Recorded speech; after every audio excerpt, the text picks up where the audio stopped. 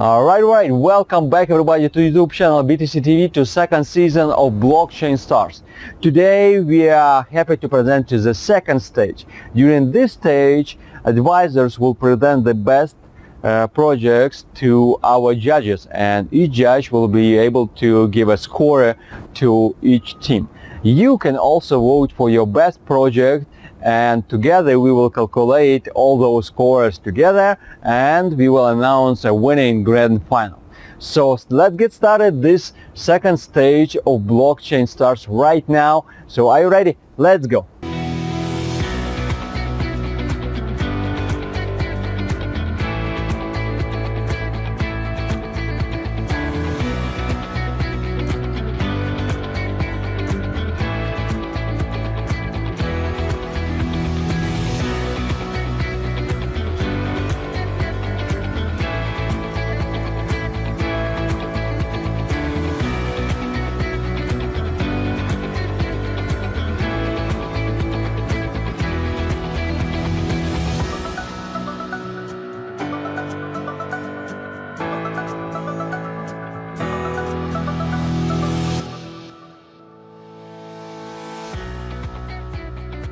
Welcome to Stage 2.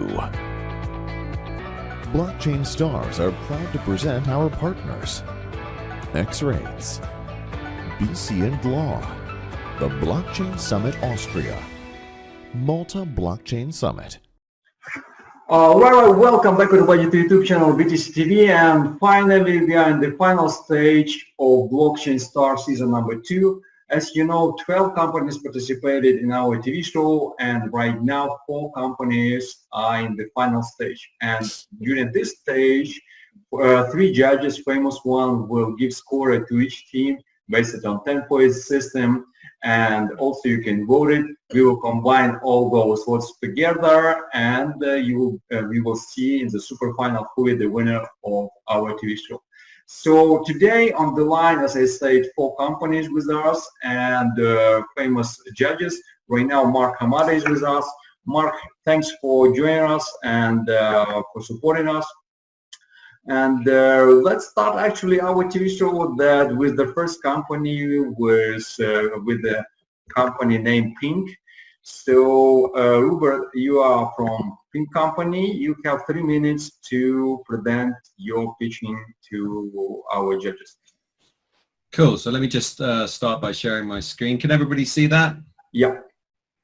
Okay, yes. Excellent. Well, look, thank you very much for having me here, Maxim, and the judges. Really appreciate being on BTCTV. As always, but I wanted to apologize and tell you a little story about actually Seth, our CEO of the company. So he can't be here today, but Seth is a serial tech entrepreneur. He has created several different companies, and the last company that he exited out of used wisdom of crowds to identify which football players would be best to invest into by a Premiership club. And he did that before then putting his focus into what is now Pink. Now, I'm also a startup founder and serial entrepreneur. I exited my last startup in 2016 before focusing on fintech. And it was around that time that I found the real issues around investing. And I found as an individual that under huge amounts of pressure to make the right decision when doing an investment. And that's not unsurprising. The odds are stacked against solo investors. 80% of the investment market is controlled by algorithms, and 33% of the world's population is financially illiterate, and that increases to 57% in the UK and US. So it's not unsurprising that I was in this scenario where I just felt totally alone and on my own. So the easy solution to that was to not be alone, work together, work as a global team to drive one single investment portfolio where everybody can benefit out of that. And that's exactly what Pink has done. So we have 13,000 global users right now that forecast investment opportunities daily through our app, and that drives our crowd wisdom system. Now, It's not the only part of our system. Crowd Wisdom is just the first leg of our system, and we also combine onto that AI. So our AI looks at each individual user to look at their history of prediction and understands what type of track record they've got on any given day, on any given time. That then spits out a result to our third leg of our system, which is our in-house traders and technical analysis team, who look at the overall market, look at what the crowd's saying, look at what Pink is doing. And then if all three of those systems align, we then use that to trade and make our system operate a lot better. So that means that our trading system has operated with a 66% accuracy in the past 10 weeks. And that's great for us because we know that there's multiple cases of where experts driving funds actually don't perform over a long time, but Crowd Wisdom does perform over a much longer period of time. And that's really what we're trying to produce here for people, is a single place where they can deposit their money. It performs over a long period of time where they are confident about the results that they're coming out of, but they still have a little bit of control and a little bit of input on where they put that cash. So talking a little bit more about that traction. So the system that we developed allows us to improve returns, reduce cost, and reduce risk through safety in numbers. And since launching our alpha in February of this year, our beta in February of this year, we've grown our user base up to 13,000 users, and we've driven this pink line of trading. Now, a lot of that, admittedly, up right until the last few months there, was testing different strategies. But we open up our retail investment platform to the public, to everyday investors throughout Europe and Southeast Asia from November this year. So we're very excited to do that. It's in a fully regulated FCA wrapper. And sorry, I should point out in terms of the traction off fund, by using the Crowd Wisdom, the AI and the experts in-house, is currently returning 11% per month. Now, that's actually way too high for us right now. We're expecting that to cool down, but it's still a very good indication for us for the future.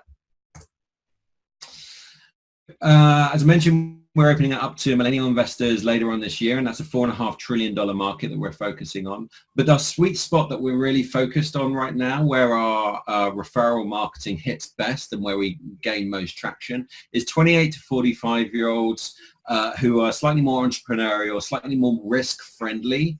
And that's a market we estimate is around $221 billion a year.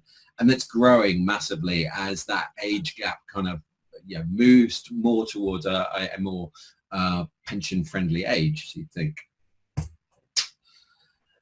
In terms of our model, it's super simple. So we charge 0.12% of assets under management per month. This provides us with a consistent monthly revenue, and we gain that through B2C, through our own app. That's so you can go onto the website now and use our web app that we've developed. We also have two additional sales revenue channels, which is B2B2C, so providing a solution for challenger banks to provide a high return savings account, and through B2B data sales. So we think that our data is very valuable. In fact, we know it's very valuable. We've been approached by a few hedge funds already, and we're setting up relationships to sell our data to those guys in the right way, in the way that they want to see it. Some of our data, anonymized, of course. So along with myself and Seth, who I mentioned, we're supported by a great team of ex-JP Morgan and Barclays guys, providing our technical underpinnings, as well as Mark, who provides our marketing know-how. He was the ex-marketing director at Unilever before joining us. We're supported by RBS and NatWest here in the UK. We have been named by Business Insider as one of the top 12 fintechs to watch. And we won the AI Multi-Blockchain Summit for the best startup down there most recently. That's where we actually met Max. So in terms of how we stack up in the competition, there are tons of investment options out there. What we're trying to do is where kind of eToro has left off. So we think of eToro and their 9 million users as social investing 1.0, and we're that next revolution where rather than putting all the decision process onto an individual, you work as part of a team to drive a single fund that works best for everybody. And it doesn't matter if you've got money or you haven't, you can share and benefit in the overall system, because those who provide just crowd wisdom get rewarded for it. Those who provide investment and crowd wisdom also get rewarded for it. And even if you just provide investment alone, you benefit from the overall system. So that's Pink. Thank you very much for listening to me. I'd love to hear any questions you've got about the company. All right, thanks for your pitching. And Mark, maybe do you have some question about? Yeah, how much money have you spent so far? How many do you have on the platform? And then what's the vision, next steps? And do you have any patents and so forth? What's to prevent somebody from replicating it? I know you've got some AI, but you know. Yeah. No, it's a fair enough question. So in terms of money spent so far, so we did an initial raise earlier on this year of 300,000. That's been topped up by one of our partners, 360 Labs, who have invested another 100,000 euros. And we're in the middle of a fundraising round at the moment for £2 million. So that's the amount of money that we've spent to date. Obviously, the £2 million is being spent on marketing, getting the product out there to a lot more people. So users on the platform, we've got 13,000 users right now. We are none of those. They're all just crowd users because they've been providing our data.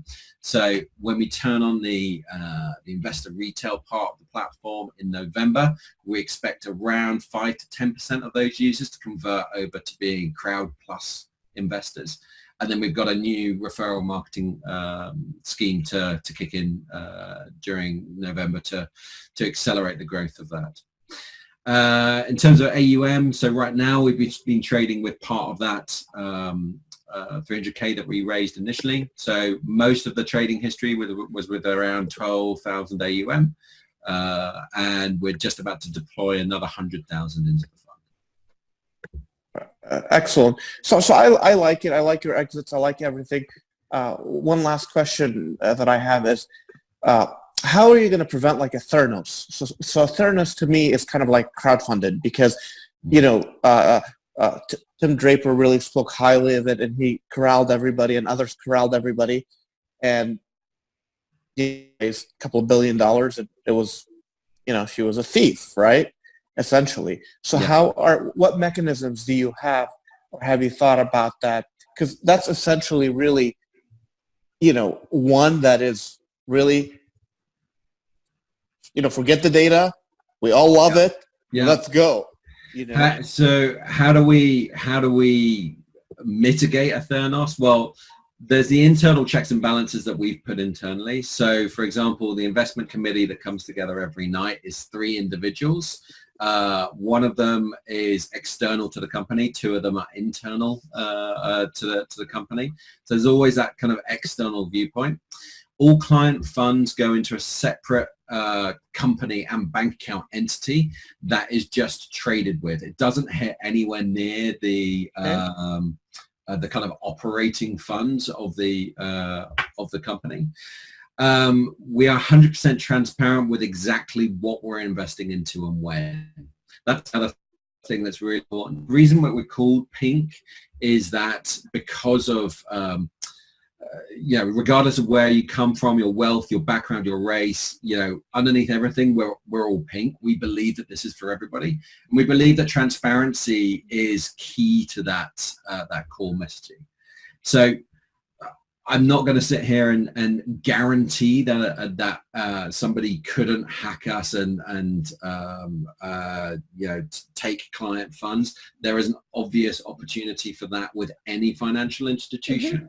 Mm-hmm. But what I can say is that we put in enough security systems in order to mitigate that as much as possible. Awesome. Just 2 more questions. One is, how many women have you hired and are on your exec team? And then also any social impact that you have tied to it?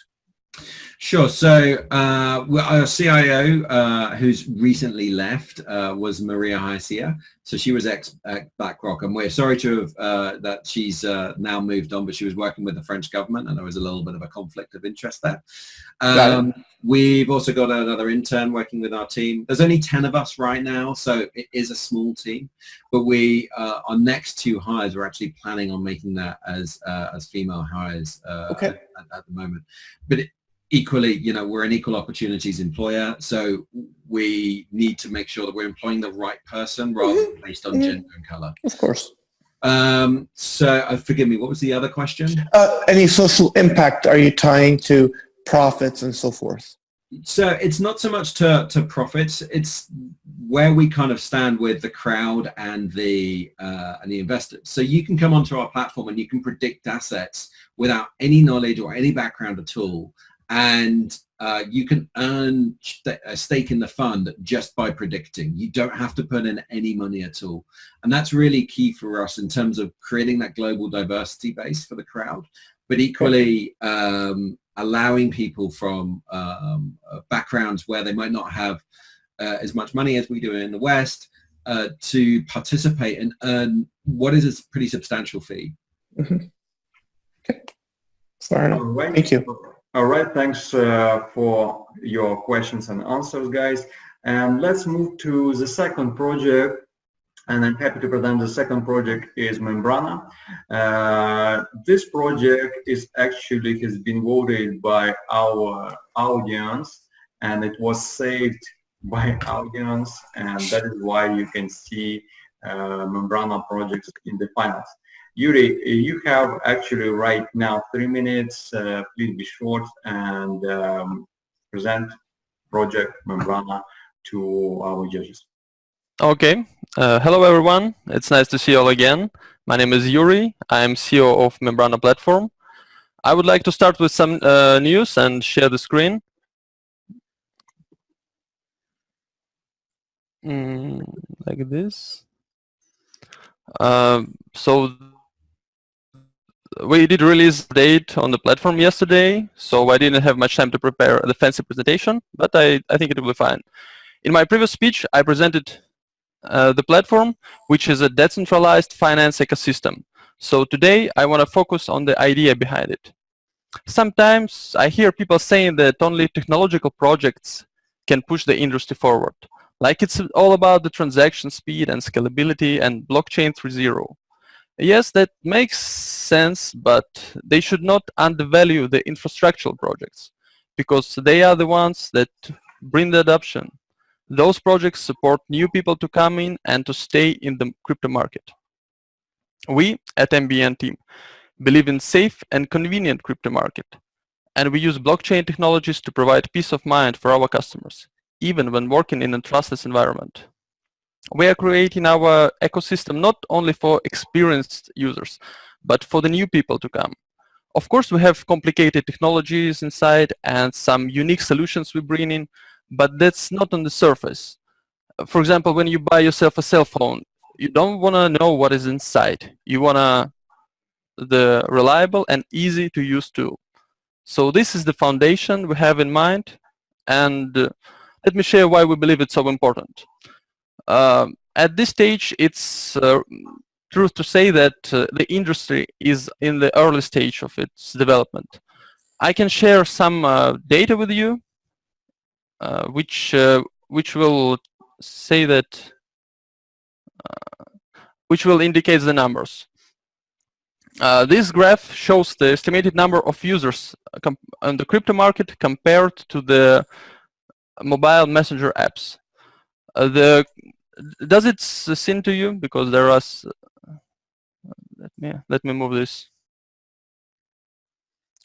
So the current crypto market size is around 1 million users based on the information available on the exchanges and the trackers, and compared to the KakaoTalk, Telegram, and Facebook messengers, we can see the drastic size comparison. And with, like you all know that Telegram is already testing their network. South Korean Kakao app is developing their wallet. And just those two names would already triple the size of cryptocurrency market. So those are the people who will need infrastructure platforms to get themselves into crypto. And that's what we are doing. We are bringing them a platform to use. Let me share why we are doing this, what problems we are solving. As you know, in the current situation, people do lose money on crypto. Lose because of bad trades, fraud data, or unsafe investment tools. Let's just change it using the technology we have. Let the tools be transparent and safe. Let everyone have their data verified, and let's have a convenient platform to work with. Of course, we don't promise profits for anyone or something like this. It's silly. But what we can do is to give our customers the best tool to work with. That's a decent start, and we already have it done. A lot more to come with our ideas and with the customer workshop. We've built our system with horizontally scalable microsystem architecture, so community members can build financial services on top of our ecosystem, bringing even more value for the industry and gaining revenue from it. The platform itself is a Ethereum-based decentralized app. It's already live for 1 year. We've launched it in beta stage June last year. We've crossed over 2 million of trading volumes, and more than 3,000 contracts were already concluded on the platform. I want to say a few words about the team and the path we've been through, because it's very important. The team is international. We have Russian developers. We have big names of the industry from America, from London, from India. I'm really proud of working with them, and it's a great team to rely on. We've launched the product more than 2 years ago, and we're developing it through the market ups and downs. In our story, we started to deliver the product first, and we didn't have any big ICO with million raise. And it was funny because when the crypto winter came, many big names were crashing like bubbles while we were continuing the development. Yes, sometimes we had hard times, but what gave us power is our passion and the community. It's like a family for us, and we have our backs covered with our community, and we're honored to prove them we're the best. I even would like to use this moment to thank everyone from our community. Guys, you're great. I value your support a lot, and we're really happy to have you. I think that's all for this presentation. Thank you for attention. Okay, I would like to answer the question. You made very good point to your community, because actually your community really voted the most, you say, in the finance. So, Mark, maybe do you have some questions to Membrana projects? Yeah. So how much more money do you need to get going, and really has the platform been tested in the past 2 years? Because it seems like pretty robust. And what it doesn't seem unique. That's where I'm a little bit confused. Is it unique just because it's for crypto, or is it unique compared to other platforms similar to it in traditional industries? Oh, that's a good question. That brings us to the comparison with our competitors. The main difference that we use a different technological approach. Many of our, like all of our competitors, use basic copy trading system, which is vulnerable. It has a lot of risks for investor, like the trading on low liquidity pairs, no restrictions, and no risk management. We simply solve it at the stage of developing. We bring the smart contract peer-to-peer technology to the market. So the investor is safe from the start. The difficulties we face is the scalability of this technology. It's more complicated, and it took us a few years to develop the really reliable product. So right now we are bringing it to the world, to the audience. The technology is here. We just need to introduce it to the market bring like portfolio managers and bring the audience. I don't want to say anything bad about the competitors because it's great to have various tools, and the time will show what is more needed. I'm talking about the like finance. It's always good to have more money for the marketing and for the customer relations events.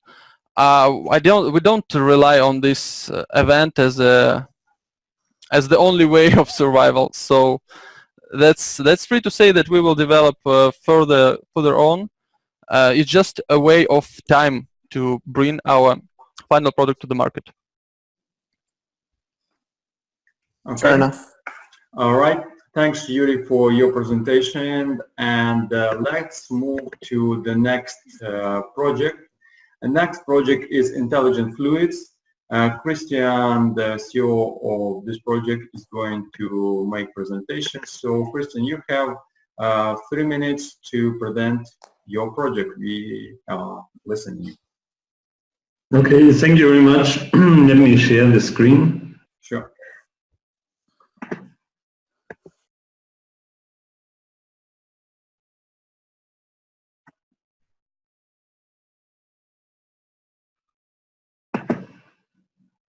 Hope you can see it so far. Yeah. Yeah, so from fintech to an amazing innovation in classic chemistry that goes crypto. And we're preparing our STO for our so-called coin SmartChem. Me, myself, and Christian Römlein, CEO of the company, which is home-based in Eastern Germany, in Leipzig, south of Berlin. What are we going to do? And what I would like to present is why we can make the world a little bit better with our very smart chemistry. We will enable the post-solvent era by tokenizing the smart chemistry. What does it mean? I mean, currently the playground we are in is dominated industry-wise by very aggressive chemistry and solvents like acetone, NMP, EKC, and so on. This aggressive chemistry, of course, harms people, nature, and equipment, materials, and so on. The regulatory framework, fortunately, is going to become more and more serious worldwide, and the sustainable trend like Fridays for Future and so on, you all know that, is going to become very strong. So the demand for a really smart, green, and harmless products is all over. And in addition to that, fortunately, the classic aggressive chemistry with all these nice, beautiful signs that you see down here is in many cases still inappropriate in the performance and so on. But there's a solution on hand that is called Intelligent Fluids. And here you can compare what are different kind of chemistries, how are they classified up to now. The main portion of the chemistry is very strong in performance, but very weak in smartness. These are these classically aggressive chemistries. Then in the B2C sector for private homes, you see a lot of smart green cleaners, but which are by far too weak to clean any kind of industry or industrial challenges. And the solution is we combine a strong smartness of green cleaners with an extremely strong performance, at least of aggressive chemistry. How do we do that? We offer a physical working chemistry that creates up to 8,000 moves per second within the liquid that looks like a water, and is mainly based on water also. You can apply it on any kind of a layer that has to be removed, can be a lacquer, dirt, color, whatever it is, an organic layer on an inorganic substrate. And by the 1,000 moves, we can easily penetrate through the layer like a jackhammer effect. Once we reach the substrate, we undercut it completely and create some kind of a micro earthquake, what you can see here on the magnitude on the right side. And by that, it is physically lifted off instead of chemically dissolved. And then by a classical rinse with water, it's all washed off. By this system, we have a super impact on the UN sustainability goals. We support intrinsically 10 out of the 17 UN goals. And what we deliver to our clients is also clear. We have, let me call them our entrance tickets, 3. Sometimes one is enough, sometimes two, and sometimes we have to take all the 3 cards we have. This is, of course, the ecological component, which is the smartness to people, nature, materials. It's a pH neutral material, biodegradable, has all kind of green points which you need, has no harming signs on the fluids. We deliver a lot of economic advantages. Total cost of ownership will be improved, so we can reduce process times by triple times to others. They do it in 9 minutes. NMP, for example, a metal lifter, we do it in 3 minutes. We can reduce 2/3 of the energy cost by operating in room temperature instead of 90 or 100 degrees. So there's a lot of economic advantages for the customers, and also we can enable processes, means processes that are not sufficient done today by aggressive chemistry, needs 4 or 5 steps, and we can do it in just 1 or 2 steps. So it's pretty easy. And all that is, of course, based on IP, mainly trade secrets, but also 25 patents globally and 26 to come. The markets we are entering are pretty big volume markets, and the size of more than 10 billion is just the addressable market volume. The total volume of wet chemistry is much bigger. However, for example, in microelectronic, the addressable market volume is around 2 billion euro. In electronic, another 2 billion. In classical maintenance industries, 2 billion. Oil and gas, even much bigger, around 10 billion. And later we will follow up even to go to dentistry with our technology. We have already actual customer base in Europe and in Asia, and also first very strong distribution partners, which we already made to our shareholders in order to focus them really on our projects. And of course we have pretty famous leads of customers, starting from Samsung to Intel, LG or Nalco from the oil and gas sector.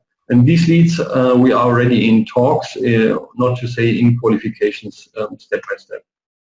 We also have a great setup because we won a great award this year at Nourion. It's a huge surfactant company, 5 billion euros. They back us with their surfactant ingredients and also with services and know-how. The company is well set up already, but we now need is capital for growth because our clients, which are mainly in Asia, in USA, Russia, or in Arab countries, most of them don't accept that we ship water-based materials through the globe. So they want production site demo labs on site that we can easily show them the functionality of the products and can improve it. And you see also our goals here. In 2030, we want to become a company of more than 300 million euro with a profit of 40%. We need the capital for growth. This we want to achieve now by an STO. I think we are pretty unique here because we combine classical industry with blockchain, first of all by generating investment for our global growth. Later it will also be in the supply chain. You see it's great base, German GmbH, we have investors already on hand, we have a lot of awards, patents and so on. UN goals I mentioned already. We are ISO certified already, and we have global sales in place, KPMG audited. So it's a great setup, I think, and pretty unique to go along here. The STO in a nutshell, in the main sale, we will look for 30 million euro to finance our global growth. The goal I mentioned already. The STO will offer, if you reach the hard cap, 56% of profit participation, and of course a listing on exchanges. The pre-sale will start this year, November, December, with a 60% discount, and of course all investors will deliver a great eco footprint. Yeah, that's all so far. I mean, I would have a 1-minute video, but I think this will go over time then. However, SmartChem, that's the combination of crypto and chemistry that makes the planet a little bit better.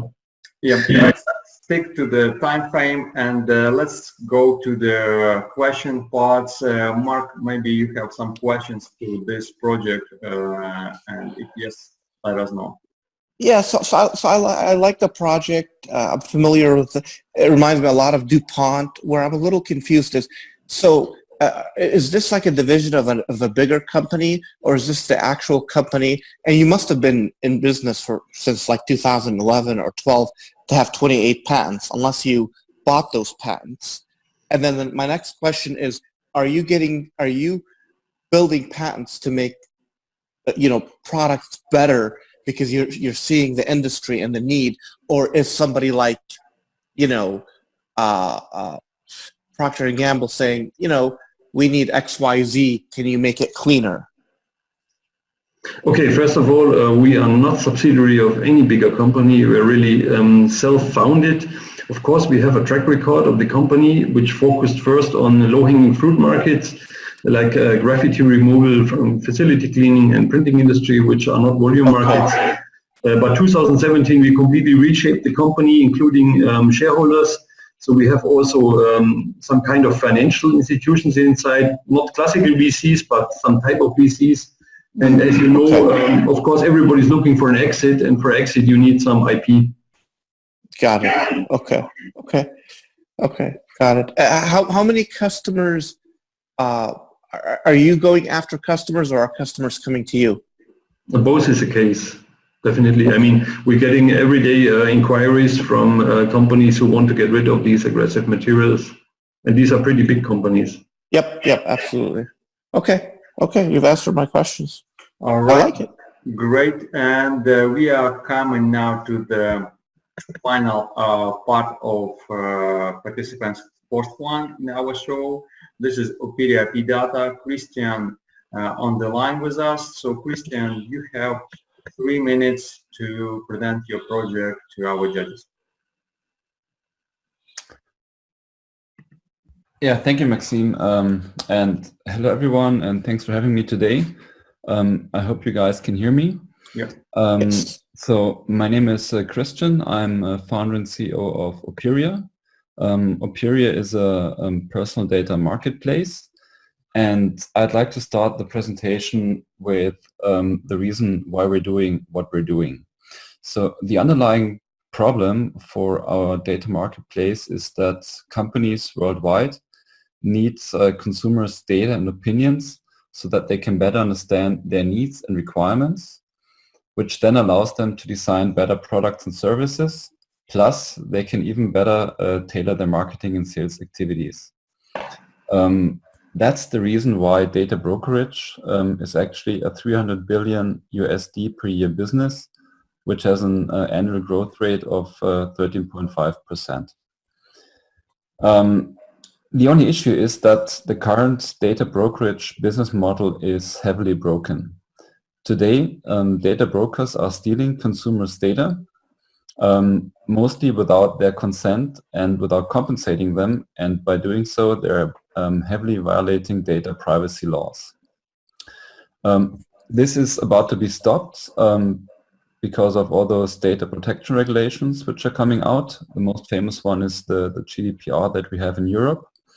And in addition to that, the data quality that data brokers can sell to companies globally is constantly decreasing because consumers are getting smarter. They start to provide fake data.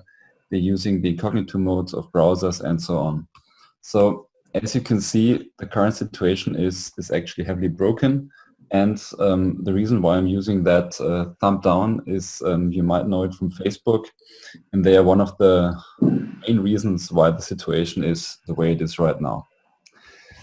The way we want to and we're going to solve that problem is by actually offering a personal data marketplace that allows companies to buy personal data and opinions directly from consumers globally.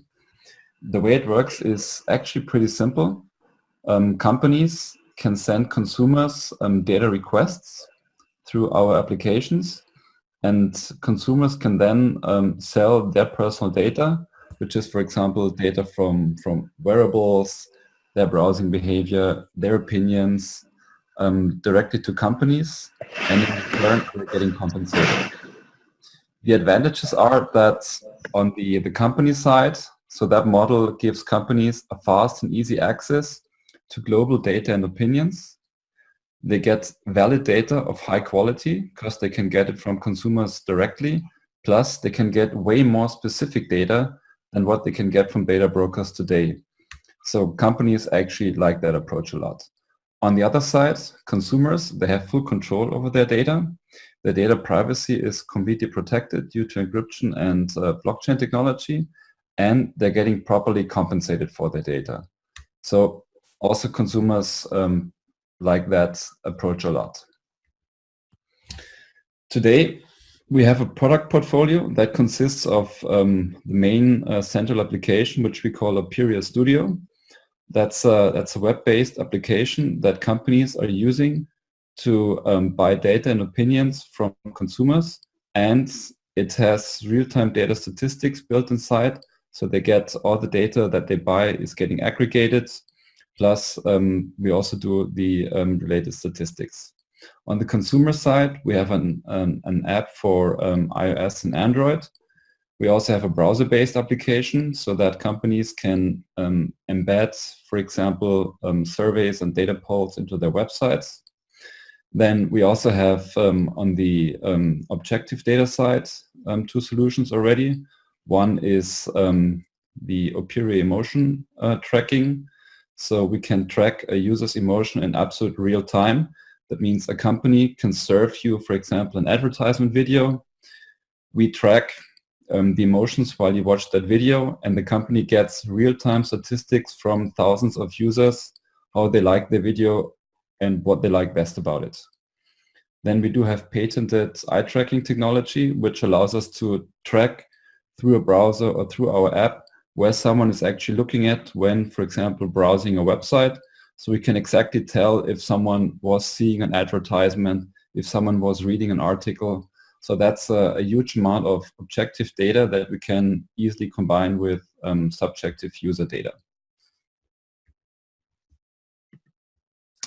The business model is that, so we have 2 revenue streams. One is we are charging companies an annual license fee. It's a per user per year license fee. Plus, when companies are compensating our consumers, we are charging a transaction commission off of each payment. That slide gives a quick overview to our competition. The 2 biggest competitors in the survey environment are companies called SurveyMonkey, you might have heard of them, and Qualtrics. Both are 200 to 300 million US companies with crazy valuations from 2 to 8 billion US dollars. The most famous data broker in the US is Axiom. They're making an annual revenue of almost $1 billion US. And the interesting thing is when you compare them with us, then we have quite a lot of advantages over them, but means that we can offer an own consumer database. We have a really good profile of our consumers. And in addition to most of them, we are actually capable of tracking objective data and not only subjective data. We are fully GDPR compliant as a European company. We have a mechanism to compensate our consumers, and our latest feature is actually real-time engagement. That means a company can serve you a video ad. The company can understand if you like that ad or not, and if you do like it, they can serve you similar content, and because of that, they can be 100% sure that you're also going to watch that additional video, ads, article, and so on. Some details about our company. We founded the company in 2015.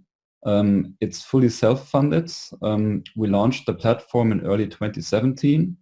Since then, we have more than 250 customers using Aperia, including some big ones like Mercedes-Benz, BMW, Audi, and so on.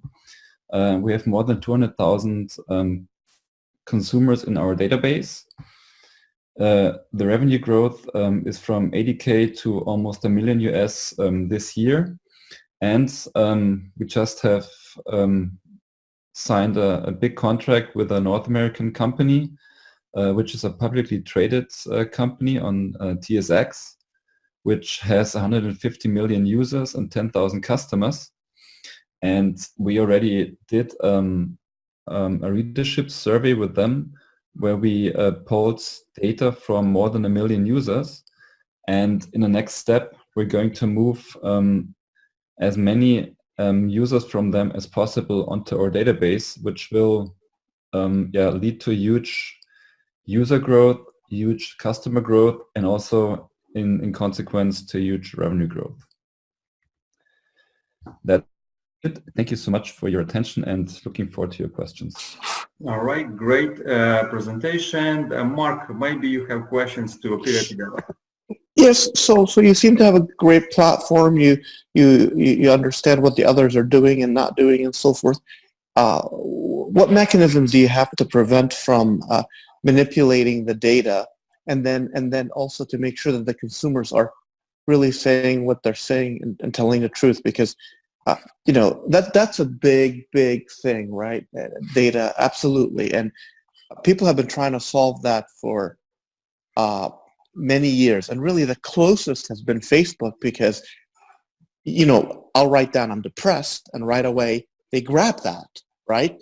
And so how are you working to make sure that the data is clean and accurate, and then it's not manipulated?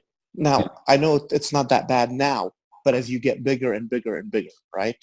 Yeah, absolutely. So unfortunately, Facebook is actually doing a really good job on that side. That's why they are so successful. A really important difference between Facebook and us is that we are strongly focusing on, we call it objective data. So on Facebook is like you like something, that's all, we call it subjective data. Mm-hmm. Whereas objective data, you almost cannot fake it. I don't know if you can still see my screen, but so you cannot fake emotions. You cannot control your eyes when you're watching something. Then additional, the next data that we're going to add is data from wearables like your heart rate, your skin. So except you put your smartwatch on your wife's wrist, you cannot fake your heart rate. So that's the beauty about all that objective data. You almost cannot fake it. With subjective data, you're completely right. Of course, you can show me something and I can just say something about it, which is completely wrong. The good thing about it is that in experimental psychology, there are methods that you can use to kind of like double check what people are saying. And the way you're doing it is just one of many examples. Is you ask a question twice and then you reverse the scale. Make sure that if you always click on the right side, you can filter out those people pretty easily. And there are lots of those methods that allow you to actually filter bad answers or people or users that were providing wrong answers, fake answers, and so on. So I'm pretty confident that objective data is awesome because you cannot fake it. And with subjective data, we are applying lots of experimental methods to make sure that the data still stays clean. Okay. All right. Thank you. Thanks for questions and answers. And now we are moving to the part when we will ask judges to give ratings to each team. And the first is Mark Hamade. So let's start with the first project with a pink. What score and why you will give to Project Pink? I'm going to give Pink an 8. I think the founders had 2 exits, which is great. That's a great market, and they have a good, good plan going forward. My concern is, are they going to just build it to a certain point and then get rid of it or whatever? It's something that I think is great. It's very transparent. So I like it, but obviously, like anything, you have to pivot. So there's some concerns. So that's why I gave it an 8. But it's very solid. I like it. Yeah, I agree with you that even 8 score is really high one, and so great. About Project Membrana, second one. what score will you give to them and why? I'll give them a 6. I've got some concerns with some of the things that they're going to be doing, but I do think they're on the right path. I think they have a really, really smart team. I think the CEO is very, very intelligent. He may be able to pull it out, but you know, it's one of those things. I think it's not as far as I would like it to be. Okay. Let's move to the third project, intelligent fluids. So again, what score and why? You know, intelligent fluids. It's a very, very tough market, but they have all those patents. So I'm going to give them an 8.5 actually. Mm-hmm. I do believe with all those patents, they have a brilliant team, solid foundation. They've been in business for quite some time. They seem to be funded privately really well, and you know they're going to be the next DuPont if they do it right. Perfectly, perfectly. And the last project which we had is a PRP data. So what will be the score for them? You know, it's you know they've got it also pretty good. So I'm going to have to go. I know it's a tough decision. Yeah. I'm going to have to go. You know, 7.5. No, I'm gonna have to go 8 with this one too. You know, my only concern is execution. He gave the right answers. They're on the right path. If they do the data the way they do, and it's really objective, it's pretty awesome. But you know, I always say, saying and doing are two different things. It's kind of like, you know, the bumblebee. The bumblebee really is shaped in a way that it can't fly, but a bumblebee flies because it doesn't look at the way it's shaped. So if they do what they say, you know that. So I have to. So I'm gonna put a little trust in what he's saying. Okay. So actually, this year, second season is really tough one competition. We have great companies. Great. Yes, great for companies, and even you can see by the scores that competition is super tight one. Pin got 8 point, Membrana 6, Fluids 8.5, Period 8 points. So competition is moving on. So we will wait for another judges what the score they will give. And I just want to remind that all our subscribers can vote for your best projects, because you are actually also, with your votes, you are also like a judge, because at the end we will calculate total numbers of votes and put together, and we will see which company got the most scores, highest ones, and that will be the winner. Meanwhile, guys, thanks for watching this video. Thanks for all participants. Thanks to our judges for taking part in this TV show, and let's see and wait for another judges with their score. Okay. Right. We are coming to the second judge in our TV show. He is very famous, Brad Yasar. Brad, thanks for coming to our TV show. I just want to remind that he is very successful entrepreneur, investor, and mentor during the last 30 years. So yeah, what first of all, you saw 4 companies. What is in general the level of those companies? Do you like them or not? First of all, thank you for having me again on the show, Maxim. Always a pleasure to see you and talk about these very interesting opportunities that come across your desk that you share so kindly with us. I think all 4 companies are very interesting. Obviously, at this stage, now that the initial craze of blockchain has died down in the last year or so, a lot of the projects have much more substance and really try to solve problems. Right. But that's nothing new. I mean, there are a lot of very brilliant minds who are trying to solve these problems. So I can say they're in good company, whether you use blockchain or not use blockchain. I think all four companies are trying to address real problems, which is great.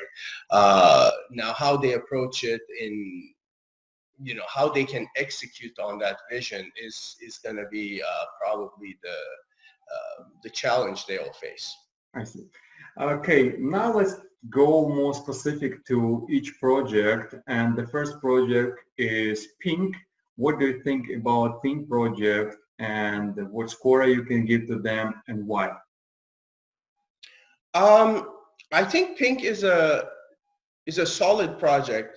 I like crowdsourcing since or crowd investing since the term was coined maybe 6-7 years ago, maybe a little longer, but around that time. So I think tapping into crowd wisdom and coupling it with AI to filter out the noise and filter out the outliers to get a really good sentiment analysis is a very interesting approach. Now, I watched the video, and one of the things that jumped at me was they said no one else is doing this. So I always tell entrepreneurs, never assume that you're the only one who had this idea. There may be people far behind you in production and execution. There may be people far ahead of you. But starting with the assumption that no one else has done it, I think knocks down a few points for me. Because I personally know at least 4 other projects that are doing the same thing. And looking at their user base, they're not that strong of a community that they can say, no one else is doing it like us. I mean, most new projects have 5, 10, 20, even 50K users at this stage. So I think they're in good company. I like the premise of the project. Obviously, I didn't get a lot of information about how they're analyzing the sentiment of the crowd. I didn't get a lot of information on how they're sharing the findings. Is it just signals? Because usually if you receive a signal, then you need to log in and make that trade, which adds more time, adds points of failure, because what if you don't do it on time and the trend has already moved? So I want to better understand what happens from the analysis of the crowd sentiment to an order going in. Is it manual? Is it automated? That would obviously change the score. But knowing what I know, I think it is a solid 7 out of 10. And it could have scored much more if had they said, here are our competitors, we know these people exist, there's 1 in US, 2 in Europe, 1 in Asia, and this is our differentiator. Instead of saying, we're the only ones doing this, no one else is doing this, we're special. No, these are our competitors, we understand them, we studied them, this is why we're better. I like that a lot because that saves me time as an investor to go around and try to figure out, is this the best project in this category that I want to invest in, or are there other better ones maybe I should be looking at? I see. Okay, it's still 7 point is still very decent one score for such. It's a great project if they can make it work and even get a couple million people under their umbrella. I think there's no reason why it wouldn't be a very, very interesting business model and potentially profitable. Okay, I agree. Thanks about that. Now let's move to the project with the name Membrana. Yuri represented the pitching. What do you think about Membrana? I think I'm going to sound a little bit probably like a parrot for these, but Membrana is good. There is a real problem in how user data is used. And it's, you are speaking about Membrana or about API data? Hold on 1 second. Let me make sure I'm not. Yeah, I'm talking. Oh, never mind. You changed the order on me. Yes, a little bit change the order. So no problem. Okay. Okay, so this one was the third one. I Yep. apologize. Okay, so Membrana is again an interesting project, which kind of is in the same theme as the previous one. You know, whenever you're gamifying investing or allowing people who may not have wallets in exchange accounts to get a piece of it, that's near and dear to my heart. I always, you know, since I started talking about blockchain, I always said we need to make it as easily accessible as possible, and whatever it takes to bring people onto this ecosystem so they can really benefit from this journey. You know, I'm behind it, so it's a project I can get behind. Some areas that seemed a little fuzzy to me is, again, the trading part. I understand there are smart contracts, they dropped some keywords. I understand it's, you know, you don't even have to have an exchange account, but I would want to better understand the flow here. Like, let's say I have $100 and I don't have any connection to blockchain. I don't own crypto, I don't have a wallet, I don't have an exchange account. I would have liked to see them walk me through that journey. Okay, I come with my $100, and then what happens? Do they take the fiat and convert it, or do I need to convert it? What happens? Because their model depends on adoption.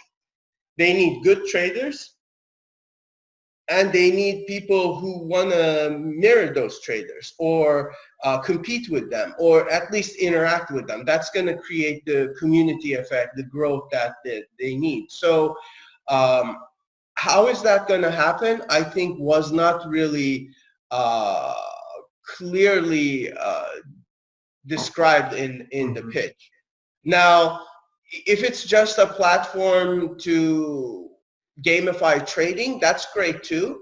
I think that's more of a niche approach than the general that you know, I would think you would need to have a successful business. Because if you look at how many people trade right now, active traders in the crypto space that you can gamify and give bonuses and tokens and rewards to, it's a very small community.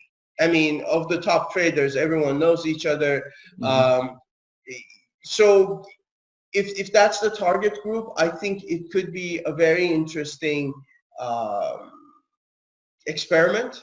But as far as a real business, returning real profits to its investors, it is probably not going to be as successful as they think it will be. Now, if it opens it up to everyone who may have interest and grows a community, then sky's the limit, because crypto adoption is very, very small right now globally.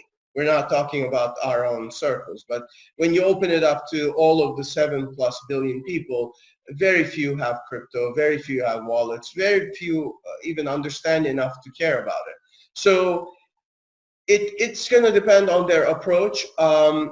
Just based on the video and based on the information I have, you know, I think there are some areas they can iron out. Like their slogan is become a part of the financial freedom. What does that mean? I mean, you know, how do you become a part of financial freedom? It doesn't really make sense to me. And you know, they have a very technical, you know, presentation, very technical website. So I'm confident they understand the technology. The branding part, the messaging part, I think they could use help. So if I had to score it, I mean, I'd love to do a longer deep dive on this, just to not dock points just on my lack of understanding. But with the information I have, I'd say a 6 out of 10. I'm not using half. Can I use half points? Yeah, sure, you can use it.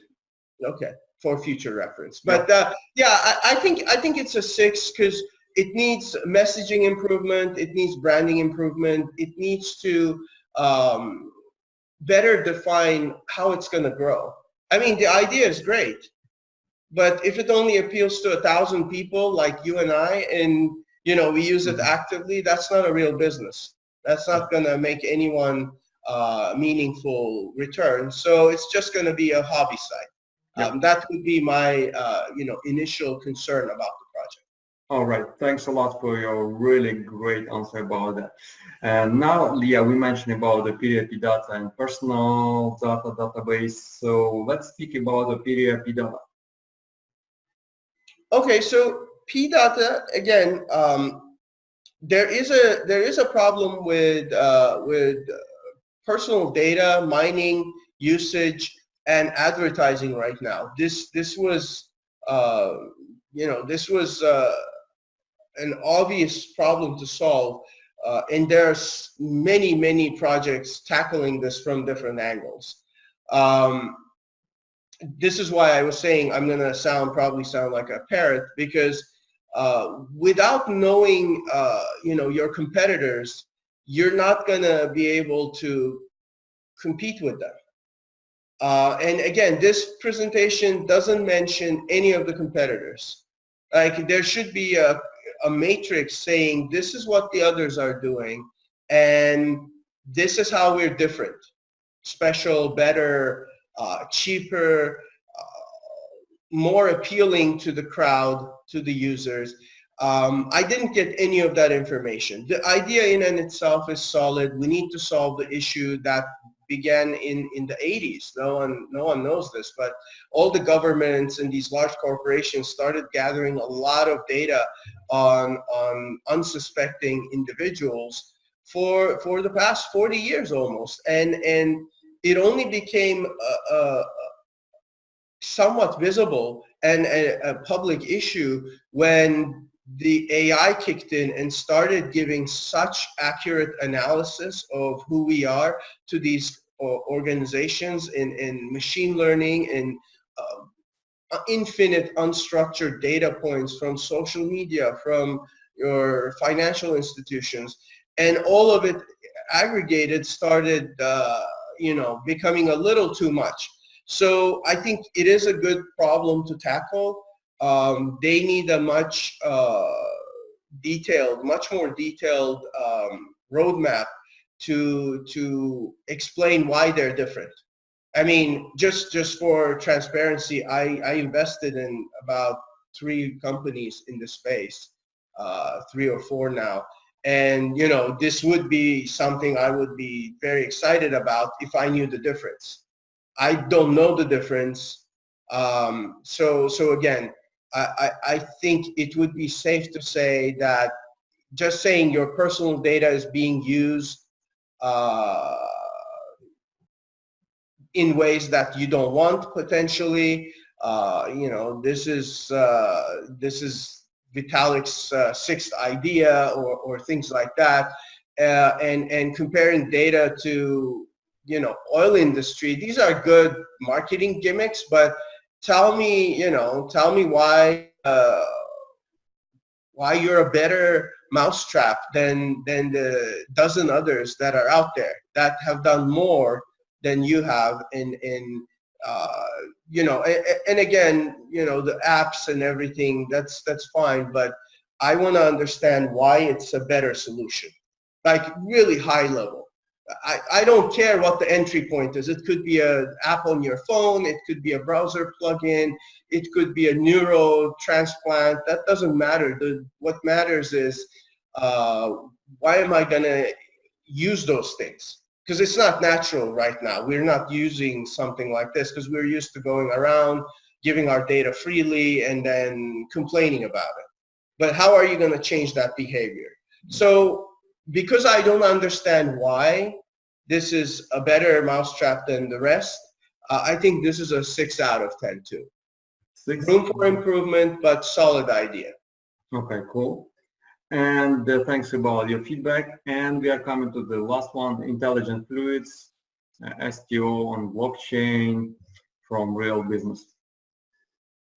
Well, that's an interesting one because it's not a blockchain project per se. The product is not blockchain. They're using blockchain to fundraise. I like this project. I like anything that preserves this world because, you know, we owe it to the future generations, whether you have kids or not, to leave this planet better than how we found it, not worse. And, you know, initially we were leaving it better when technology was first being adopted, but it feels like, especially in the last 50 years or so, we've been leaving the place a little worse every generation, you know, whether it be pollution or you know, the way we consume resources or the way we, you know, build and urbanize. So I think it's a very good project in a way that it solves a real industrial problem. And I have no way of verifying their claims. Obviously, the crux of this is that their product is water soluble and is clean, and that has to be tested independently. I'm not going to take Intelligent Fluid's word that their product is so much better for this word. So I think what they need is a solid stamp of approval from an independent third party. Like, oh, here is the independent third party that does, and again, I'm not as familiar with industrial chemicals industry as other blockchain projects. So my own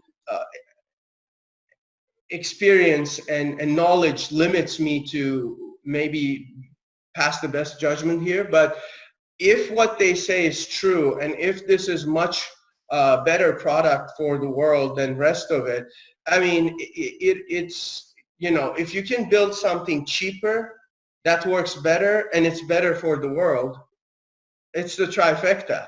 Like, you're gonna win no matter what. So focusing on the product, this is a, you know, solid project. I'm all for green projects and projects that take into consideration, you know, the future of our environment and future generations. So I'd give this project a 9 if it was just, wait a second, if it was just the product. Now, looking at the STO terms, there's something that knocks it a point. I'm going to give it an 8 just so you can record it. But, and the reason for that is when people say we're going to do profit sharing, it's never good for investors because you can define profit however you want.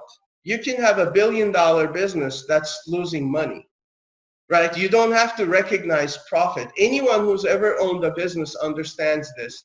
And sometimes for whatever reason, tax optimization or carry forwards, you don't want a profit. So if the tokens are only sharing in the profit of the company, if the company doesn't have any profits by design, you know, they don't pull any money into the profit column, then the token holders are not going to get any value from an amazing company that's probably going to grow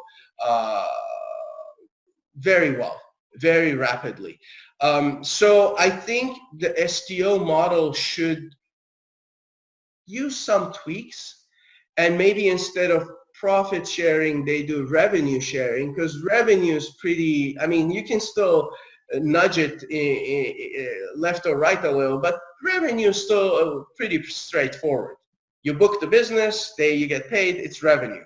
You book the business, you get paid, you don't want to have any profits, you put a bunch of expenses against it, you have no profits. You see the difference? So I think the STO should focus on revenue instead of profits, which is pretty you know, loosely defined. So for that reason, it's an 8 out of 10. I think if it was just a product and no STO, it would be a 9 out of 10, with the caveat that I would want to see in this presentation at least one, if not multiple, third-party attestations to her claims.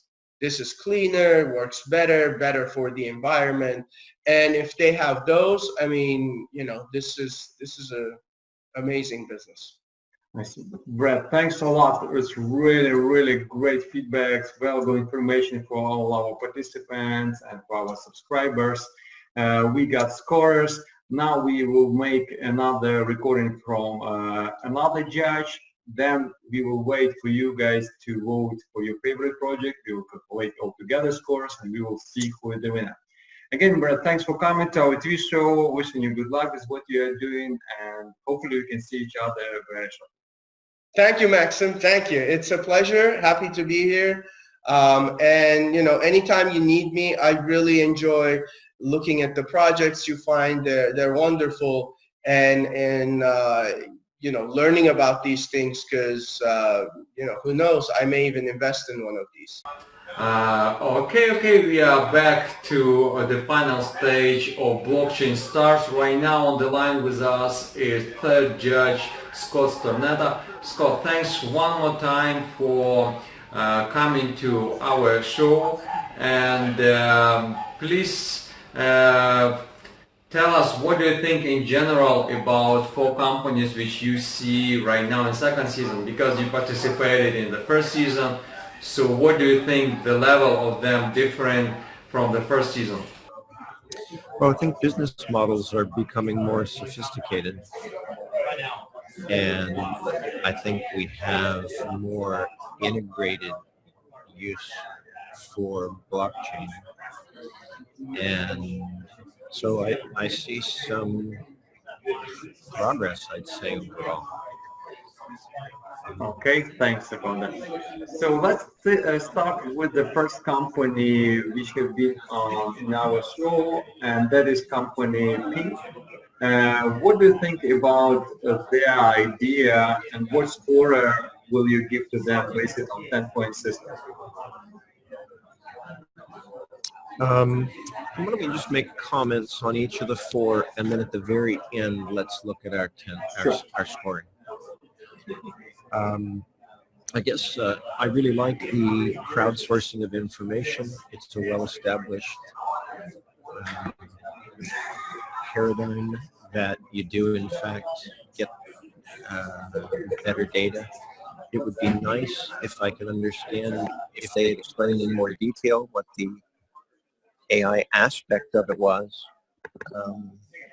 I guess one thing that strikes me is that the future business of selling this information to corporations, to me, seems potentially much more long-term, a sound business model that still, you know, is a kind of by the people, for the people funding and reward model.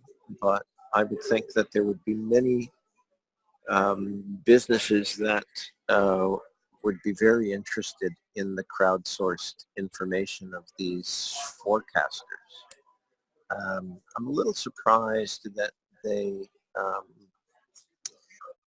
have not yet grown the portfolio that they're looking at beyond the the initial market. I'd be interested in seeing at least some migration out beyond that initial core, you know, Bitcoin and other crypto assets, because there's a real transition there to go after other prediction markets, and it would sure be nice if we could see some traction in those larger, more established markets. Yeah. Okay. All right. Thanks about that, about Pink. The second company is Membrana. What is your opinion about them?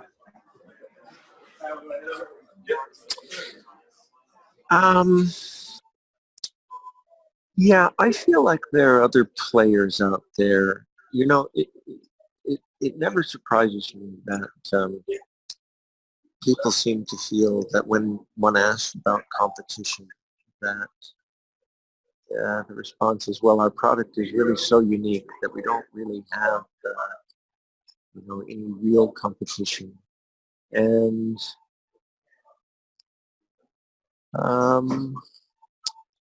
I guess I wasn't as persuaded about that. So, yeah, I mean, they have a fairly small base. They haven't made a transition into,